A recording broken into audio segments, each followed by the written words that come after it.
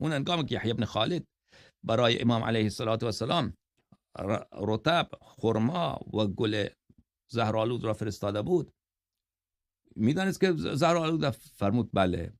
آیا خورد؟ و او پرسیدم که او فاکل و یعلم فیکون معینا علی نفسه، اگر او میدانست که این زهرآلود و خورده، پس او خودش بر قتل خودش همکاری کرده، در قتل خودش دست داشته. فرمود لا یعلم قبل ذلك لیتقدم فيما يحتاج الیه.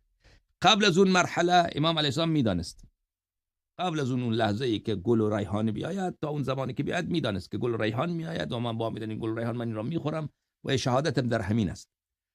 بله، قبل از اون میدانست.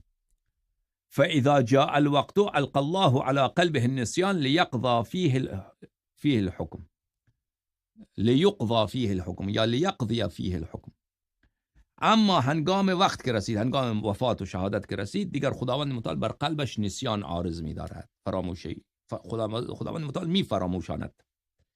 خب در امام علیه السلام که می فراموش کنه و تا به خاطر این که حکم الهی و اراده الهی و قضاء الهی اونجا جاری بشود و شهادت ایشان واقع بشود. خب این رو فرموده ائمه طاهرین علیهم السلام.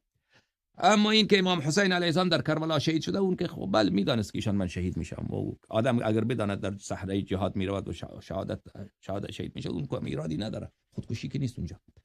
بله.